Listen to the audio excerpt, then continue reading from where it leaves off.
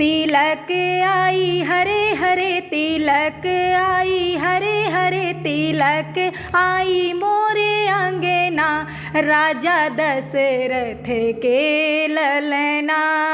क्या तुम्हारे नहीं है बहन साथियों, क्यों जलाते हो तुम ये दुल्हन साथियों, क्यों जलाते हो तुम ये दुल्हन साथियों। तो जरा देखें क्या खूब नज़ारे हैं, आओ तो जरा देखें क्या खूब नज़ारे हैं। लगता है अयोध्या में, लगता है अयोध्या में उतरे सब तारे हैं, लगता है अयोध्या में उतरे सब तारे हैं। जय सिया राम। राम विवाह उत्सव इस समय अयोध्या में धूम है, अंतर्राष्ट्रीय स्तर के कलाकार आ रहे हैं। उसी क्रम में आज हैं हमारे साथ डॉक्टर जाह्नवी पांडे जी। एक साक्षात्कार मैंने आपका किया था करीब 6 महीना पहले, उस समय आपका पाँव टूटा था, लेकिन ऐसी कलाकार मैंने देखा कि जो कि मंच पर कतई फीलिंग नहीं होने पाई कि आपका पाँव टूटा है। यही है सनातन में शक्ति।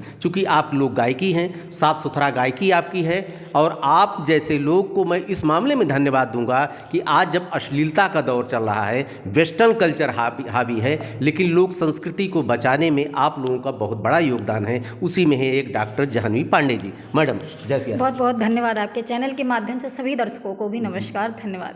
आप विशेष मौके पे आए हैं, राम विवाह उत्सव इस समय चल रहा है। चूँकि कलाकार, चूँकि मैंने आपका परिचय तो दे ही दिया, लोग आपसे गीत सुनना चाहेंगे यार, इसलिए शुरुआत कहाँ से करेंगे? देखिए, भगवान श्री राम की जब अयोध्या से अवध से बारात मिथिला को जाती है तो सबसे पहले तिलक चढ़ती है।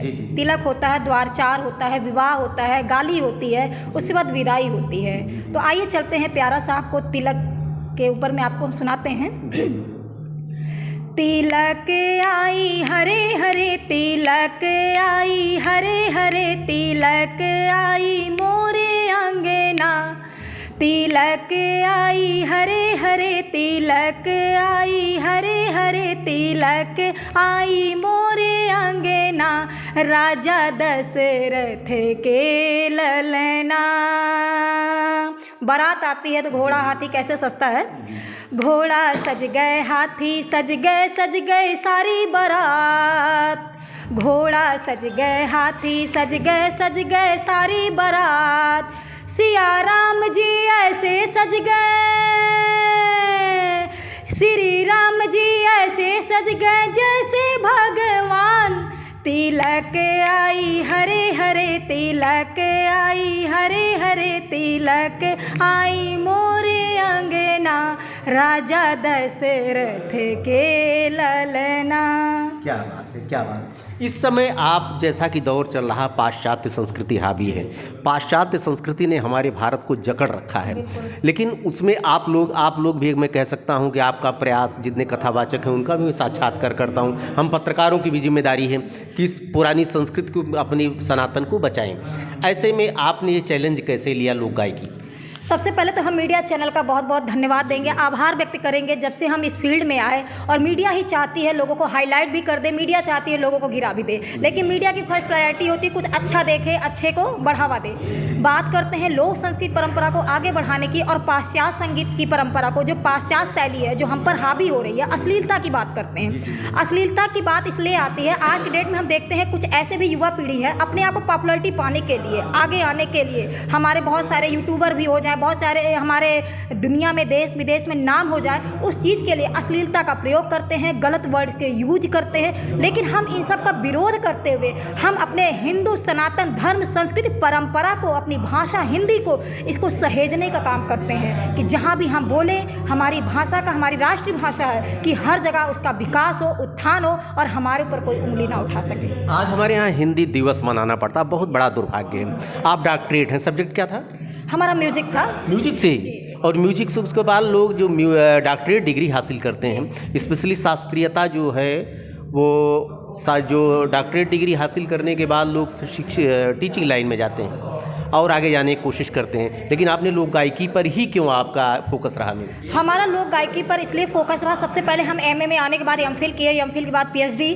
तो सबसे पहले हम चाहें कि हमारी जो संस्कृति परंपरा है वो विलुप्त ना हो, हमारी आने वाली युवा पीढ़ी है वो आगे जाए, खूब बढ़े और हमारी संस्कृति सनातन धर्म परंपरा जीवित रखे, क्योंकि ये बहुत ही पाश्चात्य जो हमारी शैली है, पाश्चात्य परंपरा है, वो उन पर हावी हो रही है। अश्लीलता को लाने के लिए जैसे हम बात करते हैं वेस्टर्न कल्चर की, वेस्टर्न कल्चर हमारे हिंदू कल्चर को, हमारे इंडियन कल्चर को बहुत फॉलो कर रही है। जब हम बाहर जाते हैं, विदेशों में जाते हैं, लोगों को देखते हैं, हमारे पहनावे, हमारे रहन सहन, हमारे खान पान, उन लोगों पर बहुत अच्छा इम्पैक्ट पड़ता है। तो इसीलिए हमने सोचा कि पीएचडी क्यों ना अपने हम सनातन धर्म संस्कृति परंपरा पे करें, जो आने वाले युवा पीढ़ी पर प्रभाव पड़े। आजकल लोग वेशभूषा में देख रहा हूँ, आप पूरी तरह भारतीय संस्कृति को अपने में आपने आत्मसात किया। क्यों लोग आजकल वो खूबसूरती पसंद करते हैं, शरीर को दिखाना पसंद करते हैं आज के समय में? उसके बावजूद आप देख रहे हैं, आप डॉक्टरेट डिग्री है, इतनी पढ़ी लिखी होने के बाद हमारी भारतीय संस्कृति को आपने अपनाया है, और आप देखिए आपका वेशभूषा भी उस तरह से। मैडम, अब क्या आगे सुनाना चाहेंगे आप?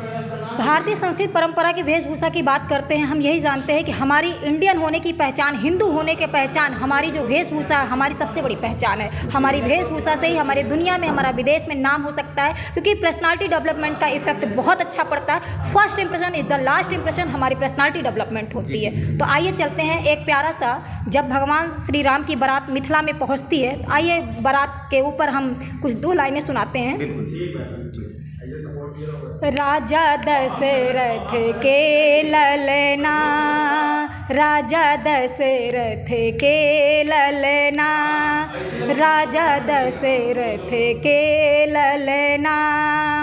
हाथी सज गए, घोड़ा सज गए, सज गई सारी बारात। हाथी सज गए, घोड़ा सज गए सारी बारात। सज गए मेरे रामचंद्र जी लागे भगवान।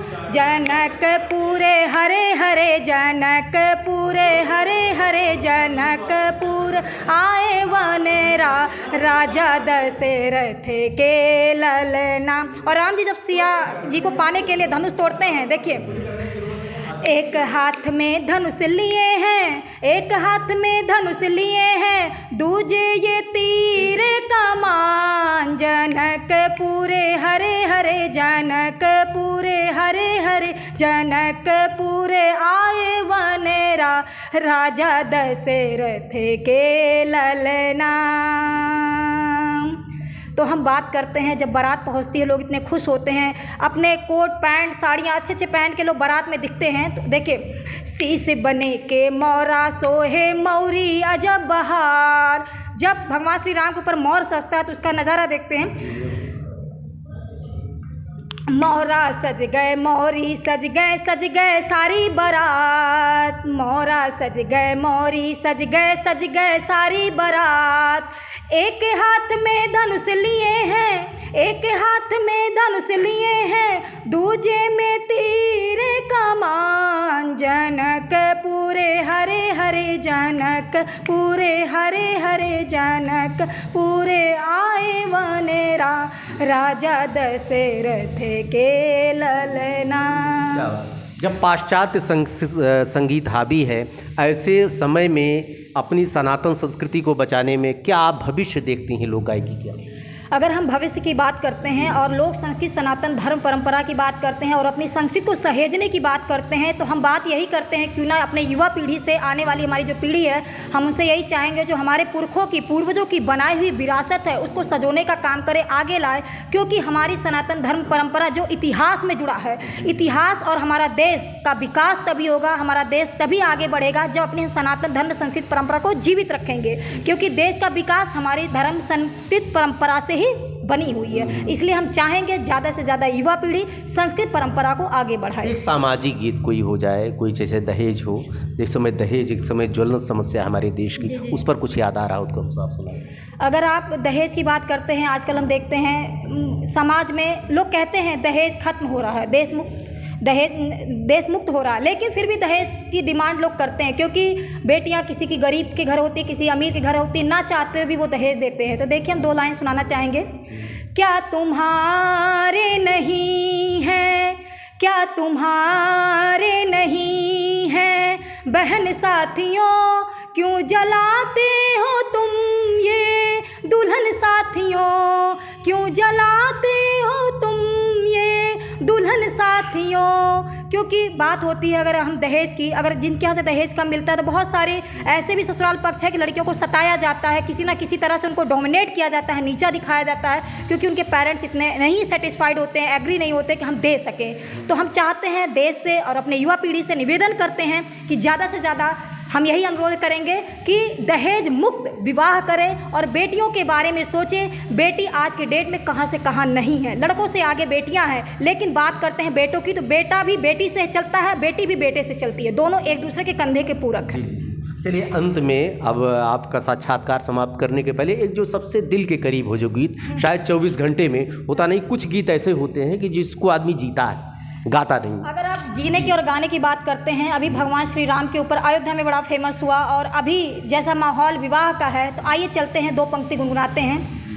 आओ तो जरा देखें, आओ तो जरा देखें क्या खूब नज़ारे हैं, आओ तो जरा देखें क्या खूब नज़ारे हैं। लगता है अयोध्या में, लगता है अयोध्या में उतरे सब तारे हैं, लगता है अयोध्या में उतरे सब तारे हैं। कहते हैं अयोध्या में स्वागत की तैयारी है, कहते हैं अयोध्या में स्वागत की तैयारी है। सिया राम लखन हनुमत, सिया राम लखन हनुमत लगते बड़े प्यारे हैं, लगते बड़े प्यारे हैं। मन झूम के गाता है, तन थिरकत जाता है, मन झूम के गाता है, तन थिरकत जाता है इस पावन अवसर का। क्योंकि भगवान श्री राम हमारे अयोध्या में आए, सबसे बड़ी पहचान, क्योंकि हम जब जिस युवा पीढ़ी में हैं, उत्तर प्रदेश के मुख्यमंत्री आदित्यनाथ योगी जी ने जितना बड़ा काम किया है ये शायद किसी जन्म में नहीं हो सकता था। तो 2 पंक्तियाँ इसी के लिए है। मन झूम के गाता है, तन थिरकत जाता है, मन झूम के गाता है, तन थिरकत जाता है इस पावन अवसर का, इस पावन अवसर का हर दृश्य लुभाता है, इस पावन अवसर का इस दृश्य लुभाता है। आओ तो जरा देखें क्या खूब नज़ारे हैं, लगता है अयोध्या में, लगता है धरती पर उतरे हुए तारे हैं। आप डॉक्टर जाह्नवी पांडे जी हैं। सबसे बड़ी बात यह है कि आप अयोध्या की ही आप बेटी हैं। अब आज अपनी खुशबू को बिखेर रही हैं, देश विदेश में घूम रही हैं, और हमारी भारतीय संस्कृति में वो खजाना है कि हमको बाहर जाने की ज़रूरत नहीं है। चाहे आप वेशभूषा ले लीजिए, चाहे लोक गायकी ले लीजिए, चाहे लोक संस्कृति ले लीजिए, जहाँ पर आज पाश्चात्य संस्कृति मतलब विदेशी लोग आकर हमारी संस्कृति की नकल करते हैं। बहुत बड़ा दुर्भाग्य है हमारे देश का कि हम आज अपनी संस्कृति को खो रहे हैं। ऐसे में हमारे सनातन को बचाने में डॉक्टर जाह्नवी पांडे जी का बहुत बड़ा योगदान है। ढेर सारी शुभकामनाएं मैडम। बहुत बहुत धन्यवाद सभी को। समय दिया। धन्यवाद।